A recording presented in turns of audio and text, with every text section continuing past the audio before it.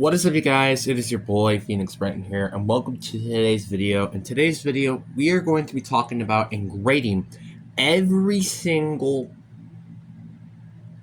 I did something with my teeth. Sorry. The 2026 NFL Draft, and this draft did have a few surprises, but there was not much. This was honestly the surprising part. No huge blockbuster trade in round one.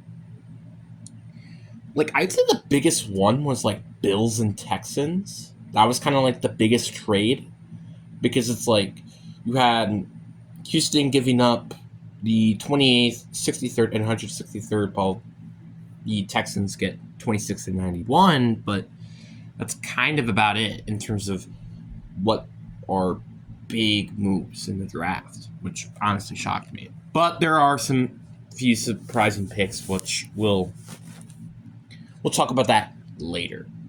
But before we get into today's video, like and subscribe. We are on the road to getting to 700 subscribers.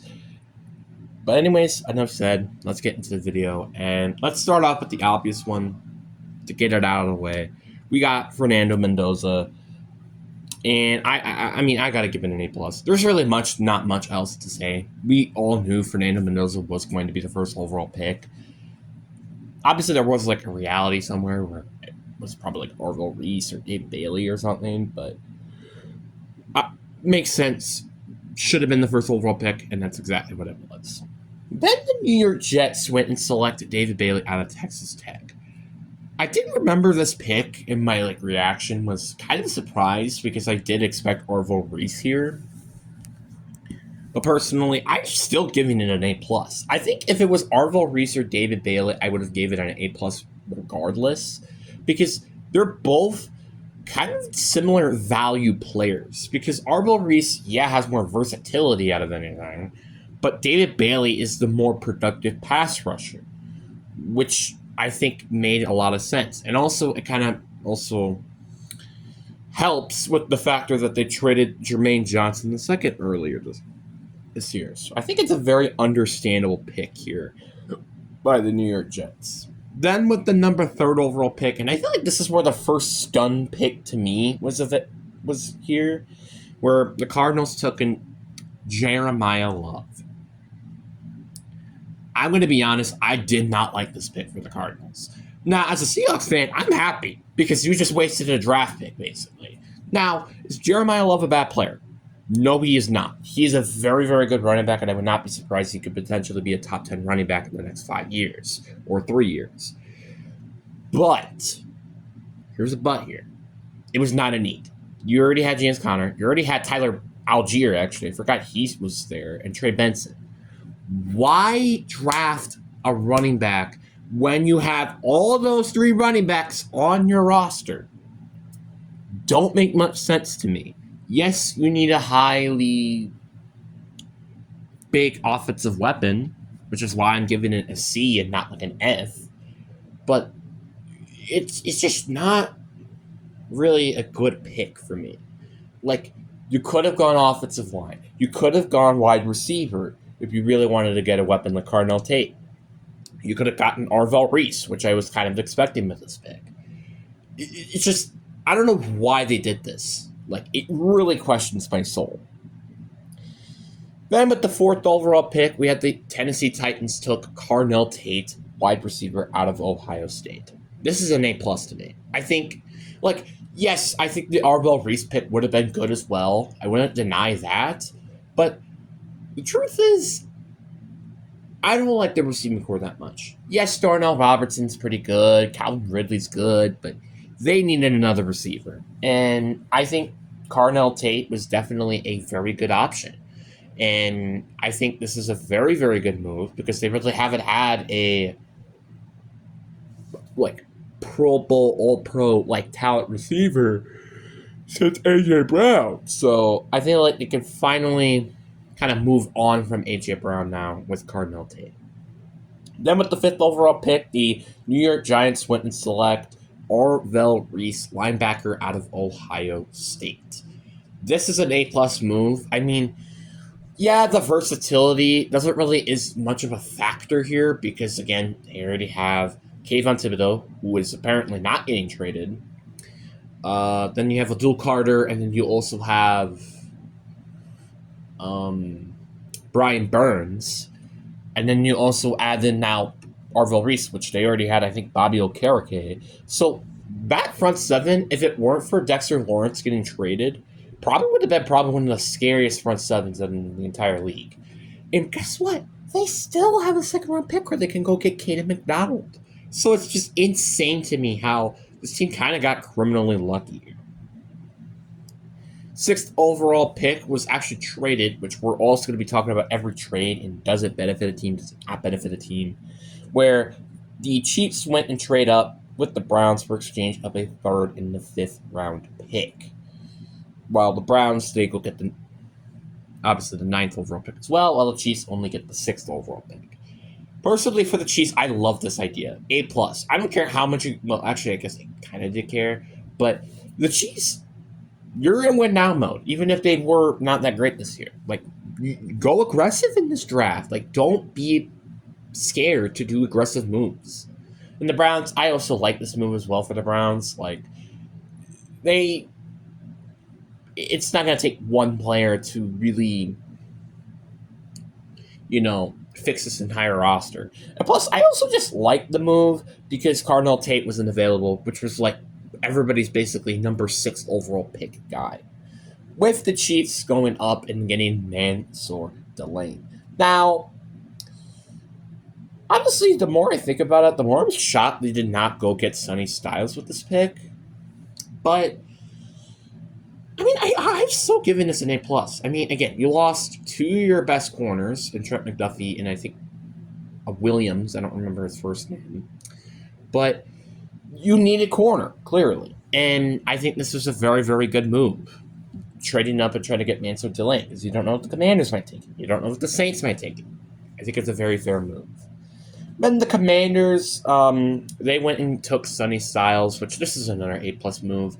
Honestly, I think it's kind of a little bit of a crime that he even fell at 7 here.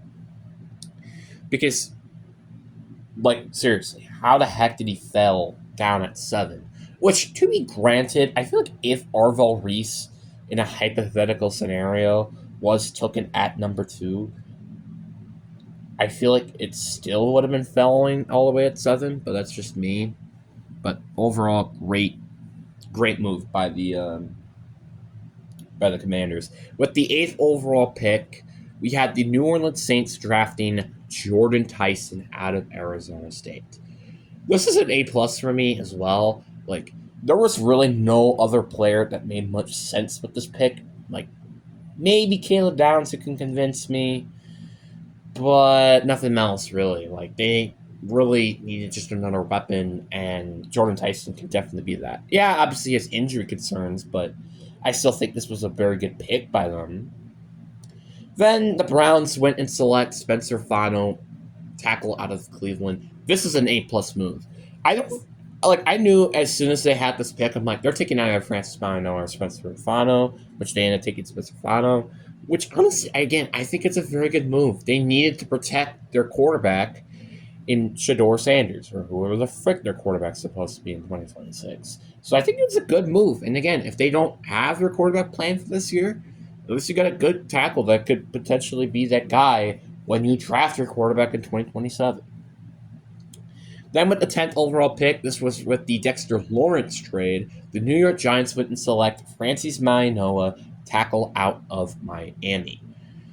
Now, I know some people are going to be upset with this pick, like, why aren't the Giants going to get Caleb Downs or something? Which, honestly, I still think this is actually a better move than getting Caleb Downs.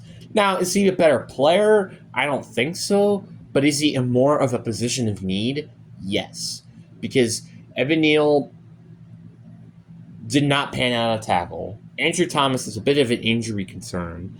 So I feel like Francis Mauigoa is the perfect pick for this team. And hopefully can finally have that cornerstone tackle duo in Andrew Thomas and Francis Mauigoa. A plus.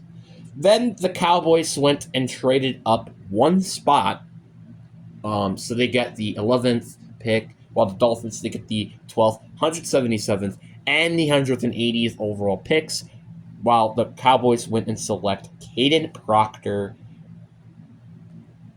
or wait, no, not Caleb Proctor. The Cowboys went and select Caleb Downs, safety out of Ohio State. This is an A plus move again by the Cowboys. I think this is honestly kind of a steal. He fell at 11. Like, if it weren't for the safety position, just probably being the most useless position on defense, I think this would arguably, he would have probably been a top 10 player, potentially even top 5. So it's just, I think, like, this is a very good move by the Cowboys. They should be trying to kind of push their chips in the table because their defense is not that bad anymore. Now they have Caleb Downs, Jalen Thompson, Deron Bland, Marion Obershow, Quentin Williams, and Rashawn Gary, and also Malachi Lawrence. We'll talk about that pick a little bit later. Then the Dolphins at 12, they went and select Caden Proctor, tackle out of Alabama.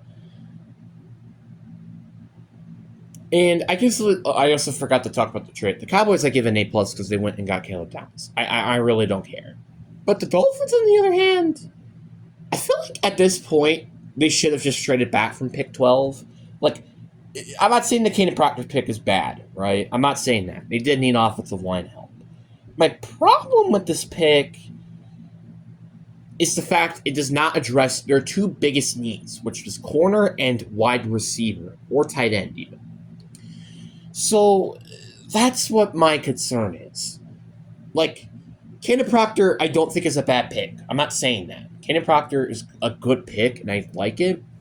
But Kenyon Sadiq is right there. Malachi Lemon is right there. And you don't take him? Huh? That's so confusing. I give this a B-. Like, again, it's like, as long as they did not draft running back or quarterback, this pick is totally fine. Literally, as long as they did not draft any of those two positions. And I guess linebacker, too, because you have Jordan Brooks, so... And interior defensive line. I guess there was a few things that they could have not gone with, but... B- for the pick. Then the Rams went and select, and this is probably, I would say, the biggest shocker, well, maybe the second biggest shocker in the draft, where the Rams went and select Ty Simpson, quarterback out of Alabama. This pick I did not like. Like, even Sean McVay with the press conference did not like this pick, and I don't blame you. I don't know why, because this is the exact same thing Green Bay did not too long ago, where they went and drafted a quarterback in round 1 when they needed other positions. Yeah, sure, they didn't really need, like, a ton of positions, really. But Malachi Lemon is right there for the taking. Monroe Freely is right there for the taking. Remy Bain Jr. is right there for the taking. Like, there are so many other picks I felt just were genuinely better than going with Ty Simpson. And I think this is probably I think this might be the lowest grade I give a team. I give it a D here. Yes, I understand. You need to prepare a future, but couldn't you win another Super Bowl? Like, seriously. That's kind of why I give it a D here. Then, with the 14th overall pick, the Baltimore Ravens went and select the Vega, which is the guard out of Penn State. I give it an A+ here. A lot of people have actually mock draft him going at 14. I was not one of those people. I was kind of like more in the tackle department or the wide receiver department, maybe even trading back and getting an interior defensive lineman. But honestly, I don't hate this pick. I think this is a very good pick. Just getting a guard, protecting Lamar, and also trying to get a better offensive line for Derrick Henry. I don't hate this pick. Then the 15th overall pick, this is arguably the biggest steal in the draft without a doubt, is Remy Bain Jr., edge out of Miami. A+. I mean, like, come on. How did he fell at 15? This team probably was their biggest need, which was edge. So not only you probably got the best player available, but you also got the biggest need available. Like, the perfect pick, literally. Then with the 16th overall pick, the New York Jets, with the Indianapolis Colts trade, went and select Kenyon Sadiq. I was very frustrated with this pick, and also with their pick that they actually went with that pick 30, which I'll talk about a little bit later. I don't like this pick.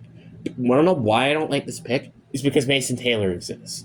Now, obviously, I understand you can run two tight end sets, which I'm assuming they're going to kind of run something like a Ben Johnson, because Ben Johnson in that offense, they have Cole Kmet and Colston Loveland. But the problem is that this was felt more of a luxurious pick than it was just going like, okay, what position of need could we address here? Because, spoiler alert, they needed a lot of other positions that weren't tight end. Like, they could have gone with an edge rusher. They could have gone with interior defensive line. They could have gone with corner.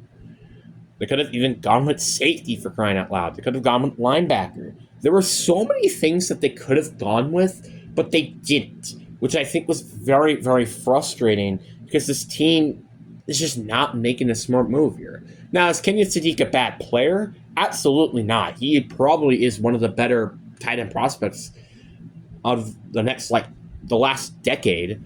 But I'm just saying I'm a bit concerned with this pick is because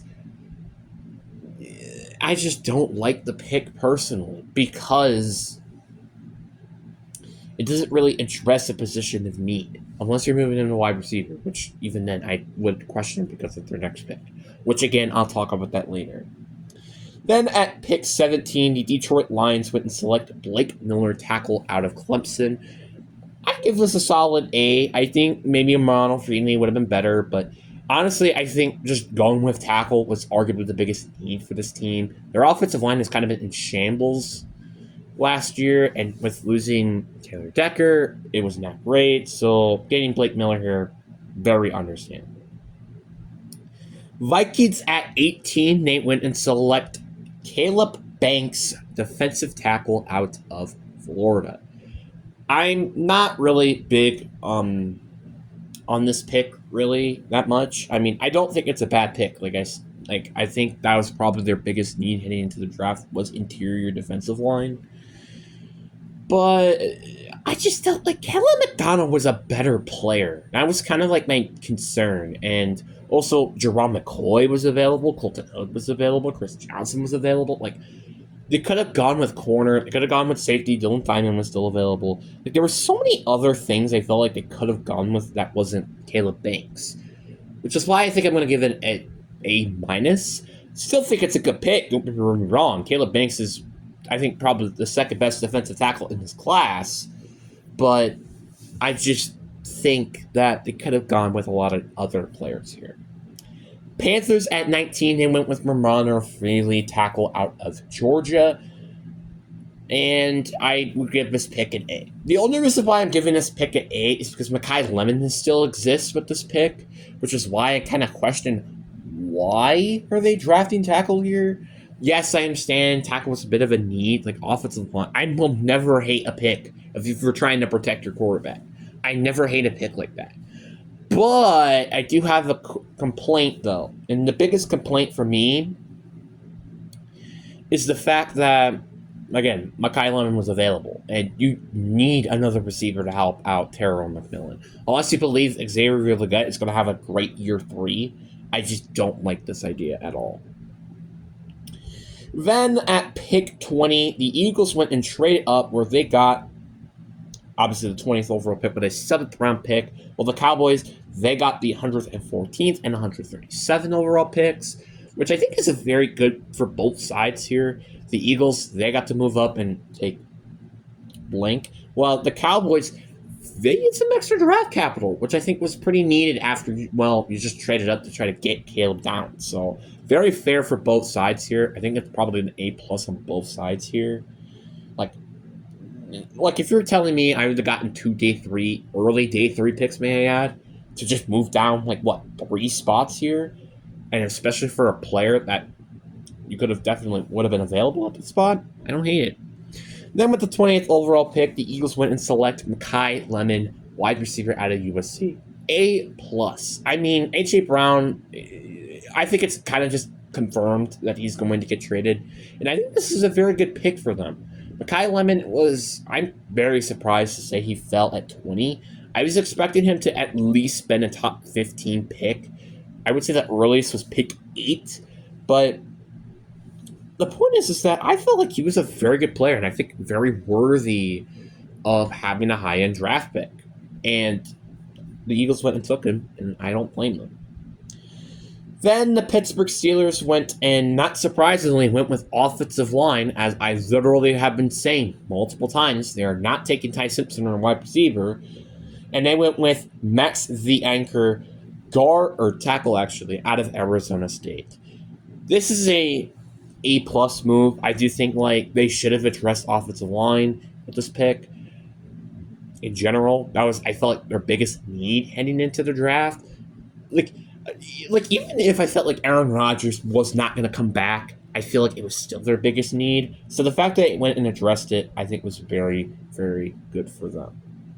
Then at 22nd, the LA Chargers went and select Akeem Mesidor, edge out of Miami. This is an A-plus move as well. I mean, maybe a bit of a complaint is that Patrick Falk is still available, but Akeem Mesidor is probably the better player. It's just the problem is he's older, which is the only reason why he probably could have not made it to round 1 potentially.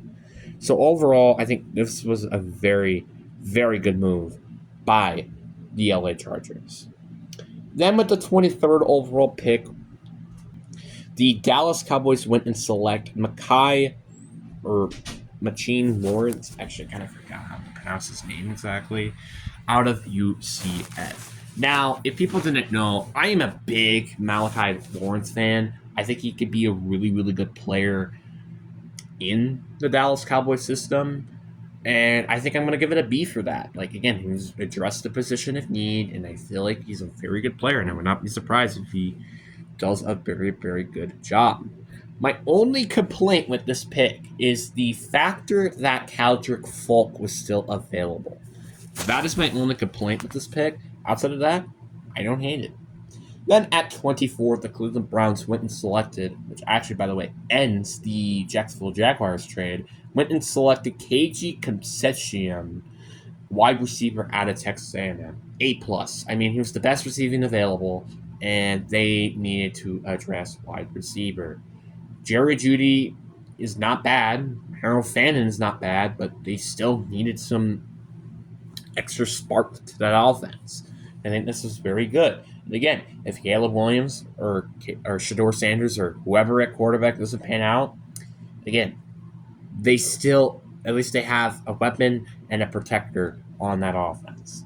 Then at pick 25, the Chicago Bears went and selected Dylan Thiemann, safety out of Oregon. This is another A-plus move because I think Dylan Thiemann could potentially be better than Caleb Downs potentially, and I think he's more of a versatility player out of anything. I think he could definitely play safety. He could also, I think, play in the nickel if this team really needed a nickel corner. So I feel like overall, just a very, very good move by Chicago. Then the Bills went and traded their pick with, again, I would consider the biggest trade that honestly happened, where the Texans, they got the 26th, 91st overall picks, while the Buffalo Bills, they got the 28th, 63rd, and the 163rd overall picks. And with the Houston Texans trading up, they went and got Keyleth Rutledge, guard out of Georgia Tech. I am not a big fan of this pick. I mean, Emmanuel Bragnon was right there. Caleb Lumu was right there. And they went and selected Caleb Rutledge. Heck, for crying out loud, Caleb McDonald was still right there. Like, there were so many better players that have gone with this pick. Now, obviously, I'm going to give it a C because it does actually address the position to me. But the problem is one, there were better players at the position available. And two, there was just way better players available. And that's just the part that I'm kind of frustrated with this pick. Then Miami, so we had back-to-back trades here. Actually, back-to-back-to-back position picks of trades. Where you had the Miami Dolphins trade 27, they traded 30 and 90 overall picks to the San Francisco 49ers, while the Miami Dolphins get the 27 and 138th overall picks, where the Miami Dolphins went and took Chris Johnson, corner out of San Diego State. And sorry about the movement, because now he just keeps moving around like a crazy knuckle. But anyway, Chris Johnson, very fair pick. He was arguably, I wish the Packers went and selected with their 52nd or trade up and get him player. And I don't hate this pick. I think it's definitely an A move. My only complaint is, again, they had Jerome McCoy available, Colton Hood was available, Adrian Terrell was available. There were a lot of other corners that honestly were available with this pick that they could have selected here. Then at pick 28, where the Bills once again traded back, where the Bills got the 31st and 125 overall picks, while the Patriots, they went and got the 28th overall pick, where they went and selected Caleb Newman. So let me quickly refresh everything that happened here. Oh, I also didn't include the Titans Bills trade. So let me pull that up.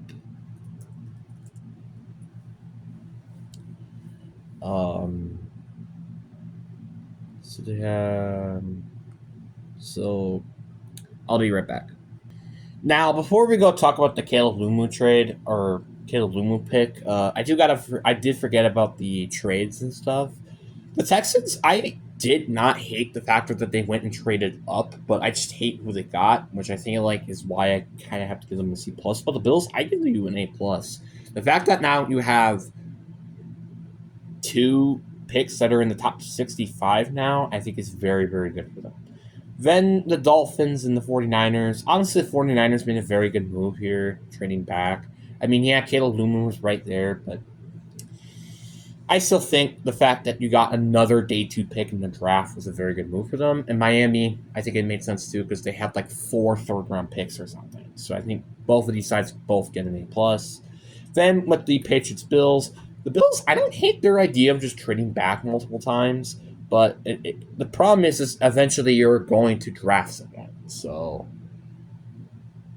we just don't know when at this point. But honestly, I did kind of am a little upset with them keep trading back, but I guess it's a B, I guess. Well, the Patriots, I love this because they're going win now mode, so A plus for them, and A plus with the pick as well because they needed offensive line.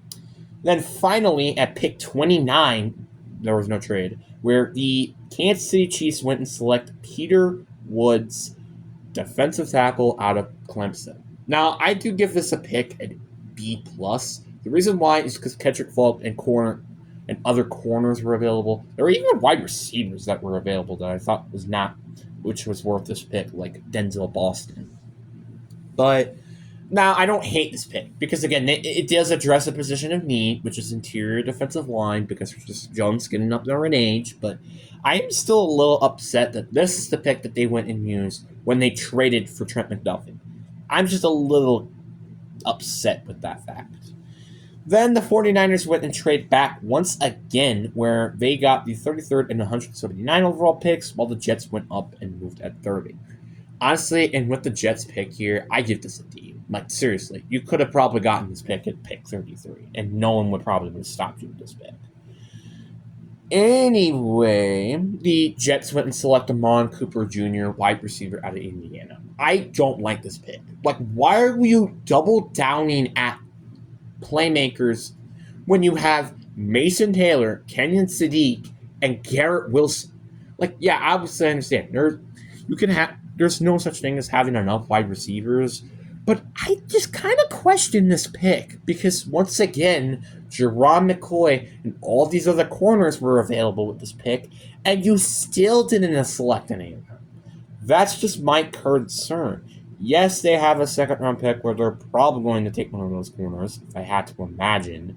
But I'm still kind of concerned with the idea that they just didn't go in that direction. So overall, I think I give it a C-.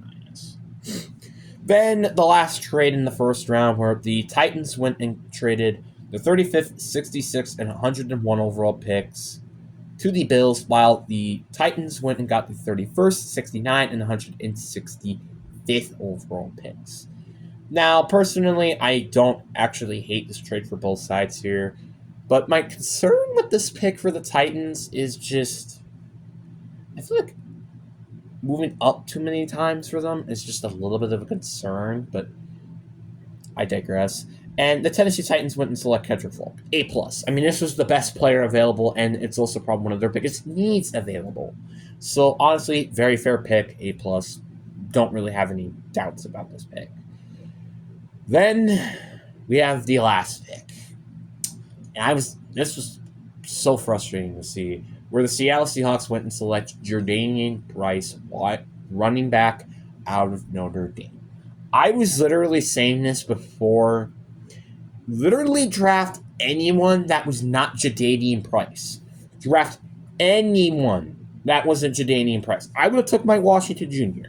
I would have took Brandon Cisse. I would have took Manuel McNeil-Warren. I would have took literally any player that was not named Jadanian Price. Well, and obviously a lot of other players. But they went and selected Jadanian Price. Now, is this pick bad? No. No, it's not. But I do have my complaints with this pick. My biggest complaint with this pick is it's not the biggest position of need. Because, yeah, Zach Charbonnet will miss part of the season because of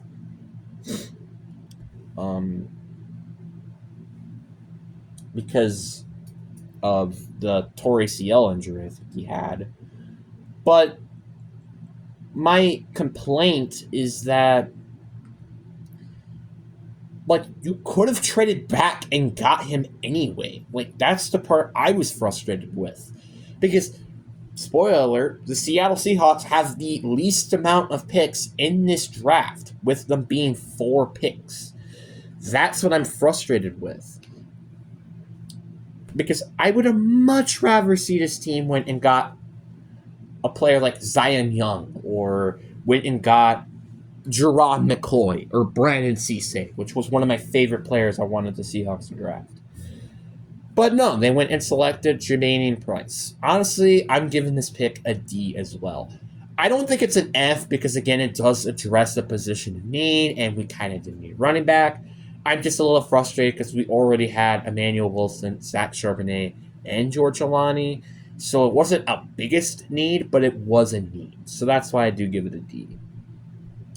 And I think I'll talk about, and I'll probably end this here with talking about the 3 biggest winners and the 3 biggest losers in this draft. And I think the number 1 winner is the Green Bay Packers. The fact that there are so many corners still available, but this heading into day 2 is kind of clutch for them. So obviously, I think that's a big win, and also Lee Hunter is also available. Another winner in this draft was the Dallas Cowboys. They went and got Caleb Downs and Malachi Lawrence, which are both very, very good players, so which also address defense. So big winners for them. And I also think the last team as well is the Eagles, because the fact that they got Mekhi Lemon is insane. And I guess also the Tampa Bay Buccaneers is another honorable mention because they got Ruben Bain. Then we got the biggest losers. I think the Rams are obviously on that list because the ties. Actually, honestly, it's kind of just every team in the NFC West I really want to just include. I'm going to just say the NFC West entirely and just have those as the 2, because the Niners, they kept trading back, and I don't even think they didn't even had a pick in round 1, which, again, I was kind of concerned. But yeah, I guess depth does make sense, and trading back is a good way to get that, but still a little confused by it. The Seahawks, obviously, I don't think Jermaine Price was the right pick. The Rams, they went and focused on the future. Then now, in the Cardinals, they went and used their 3rd overall pick on the luxurious pick rather than just bet a need of a position. And I would say the last team that lost in this draft, I think, was the Houston Texans. Like, the fact we traded up and went with a guard who probably would have been available at 28 made absolutely no sense to me. Like, I think he might be a good player, don't get me wrong. I just kind of hate the idea of what they did with the pick. But anyways, guys, I really do hope you guys enjoyed this video, and I hope you guys have a good day, and I'll see you with some of these other draft picks later on. Anyways, hope you guys enjoy. Peace.